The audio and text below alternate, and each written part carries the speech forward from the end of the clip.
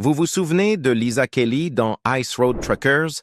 Cette femme intrépide et pionnière qui affrontait les routes les plus dangereuses d'Alaska et a conquis le cœur de millions de téléspectateurs? Eh bien, voici ce qu'elle est devenue aujourd'hui. Mais qu'est-ce qui l'a vraiment poussée à quitter l'émission et que fait-elle depuis? Restez avec nous pour découvrir la vérité jamais racontée sur Lisa Kelly et pourquoi son parcours après Ice Road Truckers est tout aussi incroyable que ce que vous avez vu à l'écran. La naissance d'une routière intrépide du Grand Nord. Lisa Kelly est née le 8 décembre 1980 à Grand Rapids, dans le Michigan. Bien loin des routes gelées et des paysages sauvages qui allaient un jour définir sa vie et sa carrière. En 1986, alors que Lisa avait 6 ans, sa famille quitta le Michigan pour s'installer à Sterling, en Alaska, une petite communauté nichée au cœur d'une nature vaste et difficile. La famille Kelly s'établit dans une mini-ferme, adoptant un mode de vie à la fois calme et rude, nécessitant résilience et amour du grand air. Pour la jeune Lisa, les paysages époustouflants de l'Alaska, son climat rigoureux et son isolement devinrent des éléments formateurs de son identité.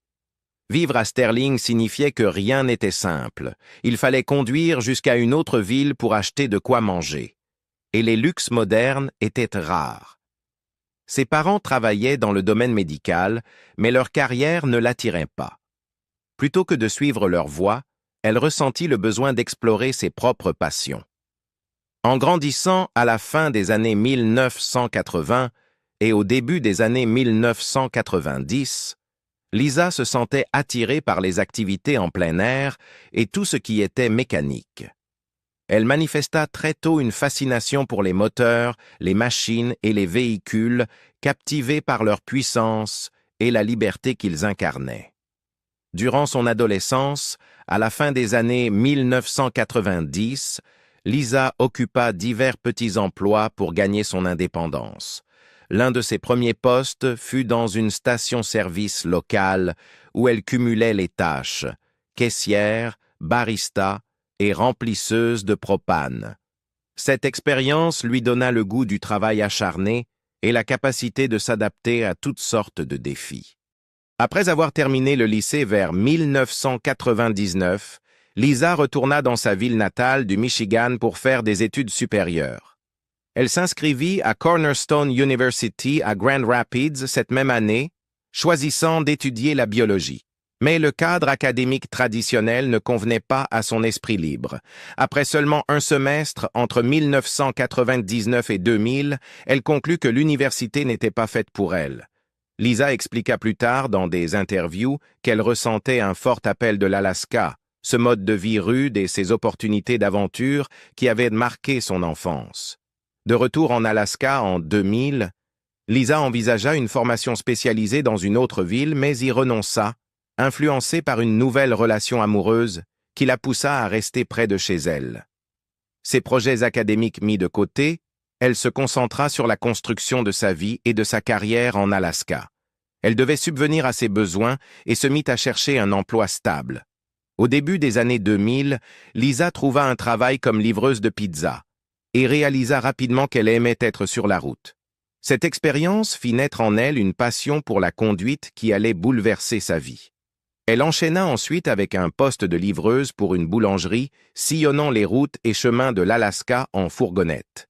Mais elle rêvait de piloter quelque chose de plus gros, de plus puissant. Poussée par un intérêt croissant pour les poids lourds, elle décida de devenir conductrice de bus scolaire, obtenant son permis de classe B vers 2003 et acquérant ainsi une précieuse expérience dans la conduite de gros véhicules. L'ambition de Lisa ne s'arrêtait pas là. Elle visa plus haut, devenir conductrice de camions professionnels. Cependant, percer dans l'industrie du transport routier en Alaska, dominée par les hommes, n'était pas facile. Ses premières candidatures furent rejetées, une réalité décourageante, mais attendue pour une femme dans ce milieu. Mais Lisa ne se laissa pas abattre. Finalement, au milieu des années 2000, sa persévérance fut récompensée.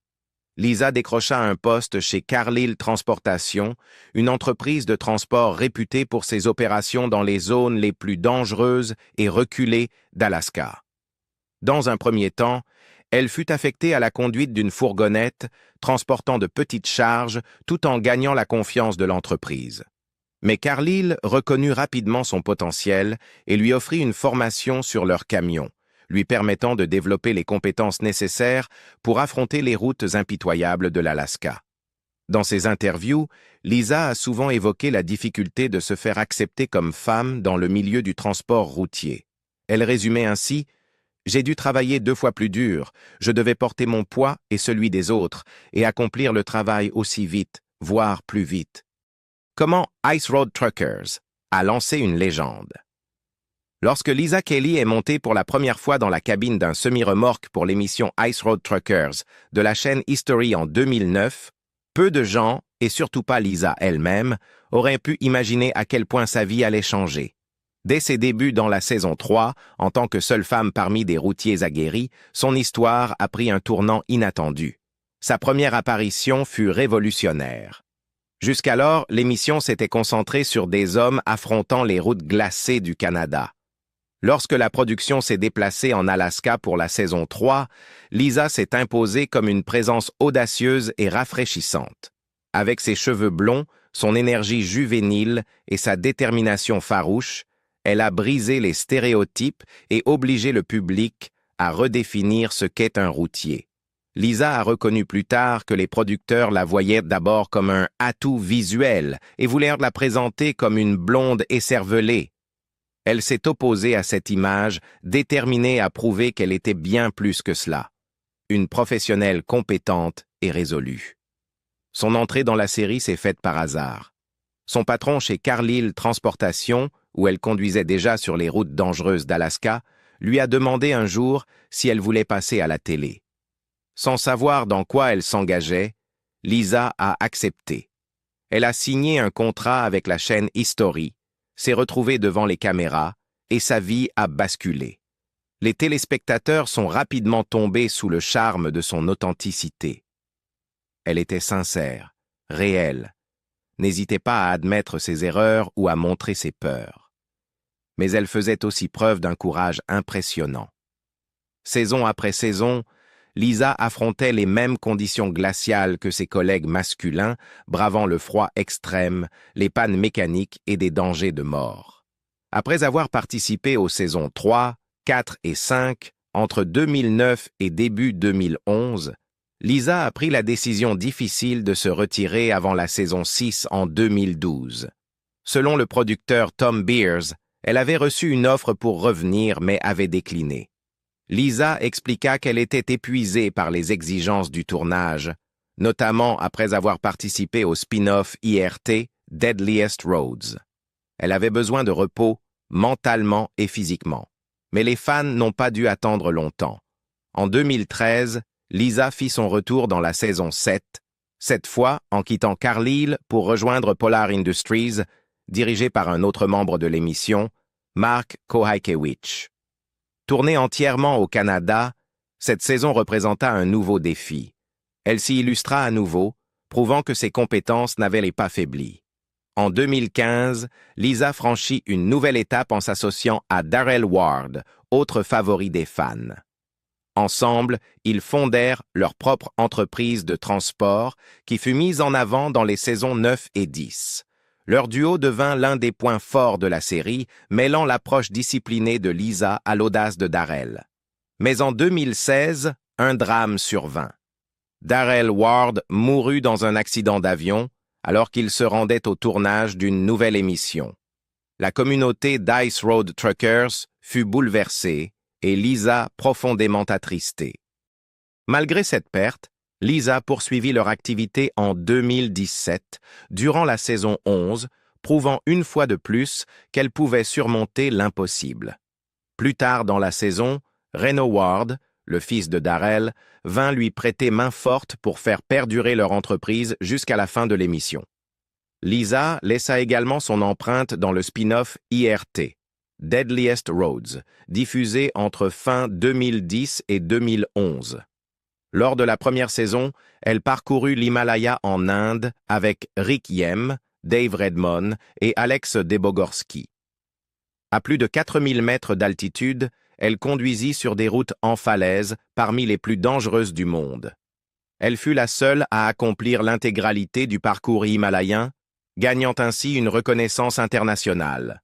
Dans la deuxième saison, elle affronta la célèbre route de la mort des Yungas en Bolivie, un chemin sinueux avec des ravins vertigineux. En Bolivie et au Pérou, elle prouva à nouveau qu'elle pouvait dompter les pires routes de la planète. Sa popularité explosa. Lisa apparut dans The Late Show with David Letterman, où elle séduisit le public par son humour et sa sincérité. Le magazine Esquire la nomma « la routière la plus sexy du monde », soulignant sa beauté, mais aussi sa confiance, sa force et son inspiration. Sur les réseaux sociaux, son audience explosa. À la saison 11, elle comptait plus de 70 000 abonnés sur Twitter. Les fans l'admiraient pour son authenticité. Elle n'a jamais prétendu tout savoir. Elle reconnaissait ses faiblesses, et c'est ce qui la rendait accessible. Avec les années, elle passa de la débutante à une vétérane respectée, guidant de nouvelles conductrices comme Maya Sieber, saison 5, et Stéphanie Custance, saison 10. Côté personnel, Lisa vivait toujours en Alaska avec son mari Travis Kelly, qu'elle avait épousé en 2008 après leur rencontre via le motocross. Malgré les tournages à l'international, elle réussit à préserver son mariage et sa vie de famille, preuve de sa résilience. L'émission s'est achevée en 2017 après 11 saisons, mais la place de Lisa dans l'histoire du transport routier est assurée. Avec plus de 80 épisodes, elle a prouvé à maintes reprises qu'elle pouvait affronter les environnements les plus extrêmes. Elle a inspiré une génération entière de femmes routières et des millions de téléspectateurs admiratifs de son courage, de sa sincérité et de son esprit d'aventure. Après l'arrêt des caméras. Lorsque Ice Road Truckers a diffusé sa dernière saison, de nombreux fans ont craint de perdre la trace de Lisa Kelly. Mais Lisa n'est pas du genre à ralentir, même loin des projecteurs. Depuis 2017, Lisa continue de faire ce qu'elle aime, conduire des camions. Elle est restée basée en Alaska, opérant dans certaines des régions les plus reculées et exigeantes de la planète. En 2023, elle conduit un Freightliner Coronado 122 SD, qu'elle surnomme en plaisantant « bon à les faire exploser », une référence au défi mécanique constant des routes d'Alaska. De Kenai à Prudhoe Bay, elle parcourt encore des itinéraires de plus de 1500 miles, pouvant durer plus de 30 heures si les conditions sont favorables. C'est un travail solitaire et éprouvant, mais pour Lisa, c'est un mode de vie qui nourrit son esprit. Au-delà du camionnage, Lisa a saisi de nombreuses opportunités issues de sa notoriété. Lors des dernières saisons de l'émission, elle a collaboré avec Chevron Lubricants, apparaissant dans des supports promotionnels. Après la fin de la série, elle a poursuivi cette collaboration avec une série de 16 vidéos intitulée Destination Further, Lisa Kelly, diffusée de décembre 2018 à janvier 2020 sur la chaîne YouTube Chevron Delo. On y voit Lisa accomplir diverses tâches, de la conduite de semi-remorque à l'enfouissement de conduite d'eau avec une pelleteuse.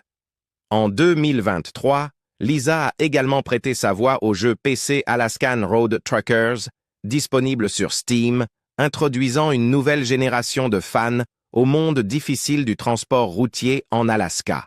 Sa voix familière ouvre le jeu, un clin d'œil à l'héritage laissé par Ice Road Truckers. Lisa a conservé une présence modeste sur les réseaux sociaux. Son compte Instagram, suivi par environ 18 700 personnes, sa page Facebook et sa chaîne YouTube Lisa Kelly lui permettent de rester en contact avec ses fans. Elle y publie parfois des vidéos en direct, répondant aux questions tout en montrant la vie sur la route, même si cela implique de râler face à un mur de neige ou s'inquiéter d'un bruit suspect dans sa cabine. En dehors de la route, Lisa consacre aussi du temps à une autre passion, les animaux. Elle et son mari, Travis Kelly, vivent à Wasilla, en Alaska, où ils s'occupent de 3 chevaux, ainsi que de plusieurs chats et chiens. Lisa est particulièrement impliquée dans le sauvetage de chevaux, venant en aide à des animaux dont les propriétaires ne peuvent plus assumer les soins. Elle a confié que le contact avec les chevaux l'apaise, en contraste avec le monde industriel du camionnage. Pendant Deadliest Roads, elle a même sauvé un chiot en Inde, même si c'est finalement un producteur qui a offert un foyer aux chiens à Hollywood. Travis, son mari, un autochtone aléoute passionné de motocross, partage son goût de l'aventure. Le couple, sans enfants, a bâti un foyer chaleureux entouré d'animaux et d'espace. Lisa a déclaré que Travis comprenait bien son emploi du temps exigeant, ce qui est essentiel quand on passe des mois sur les routes chaque année. Sur le plan financier, Lisa s'en sort bien malgré un secteur où les femmes représentent à peine 6% des effectifs. Si les routiers de télé-réalité gagnent bien moins que les stars du petit écran, sa fortune personnelle était estimée à environ 500 000 $ en 2020. Selon l'American Association of Truckers, les conducteurs d'Ice Road Truckers touchaient environ 80 000 $ par saison. En combinant cela à ses partenariats, projets personnels et ventes de produits dérivés, Lisa s'est assurée un revenu et un héritage solides. La passion de Lisa pour la route est intacte. Dans une interview de 2021 avec Overdrive, elle expliquait qu'elle acceptait toujours des contrats longue distance et pouvait même conduire pour d'autres entreprises selon les opportunités. Elle a aussi évoqué la gestion d'une petite structure indépendante, Arctic Fox Trucking, tout en conservant des liens avec Carlisle Transportation Systems, où elle avait commencé sa carrière il y a 20 ans. Son profil LinkedIn montre qu'elle est affiliée à Carlisle depuis 2004, preuve de l'enracinement de Lisa dans le milieu. Malgré une routine bien remplie entre le travail, le sauvetage animalier et l'interaction avec ses fans, Lisa reste ouverte aux aventures. Lorsqu'on lui a demandé si elle reviendrait dans Ice Road Truckers en cas de relance, elle n'a pas dit non. Dans cette même interview de 2021, elle confiait « L'émission est en pause depuis un moment, et j'aimerais qu'elle revienne. Je sais qu'il y a eu des discussions, mais j'ai l'impression que le Covid a tout gelé, ce qui est dommage, donc je ne sais pas. » Les publications récentes de Lisa montrent aussi les réalités de son travail. En janvier 2025, elle a partagé une vidéo où elle se retrouvait bloquée derrière un mur de neige, se plaignant de ne pas pouvoir avancer ni gagner d'argent. Dans une autre vidéo d'août 2024, elle montrait comment elle prenait soin de ses chevaux tout en réparant son camion. Ces instants simples résonnent auprès des fans qui apprécient ce regard honnête sur sa vie post-célébrité.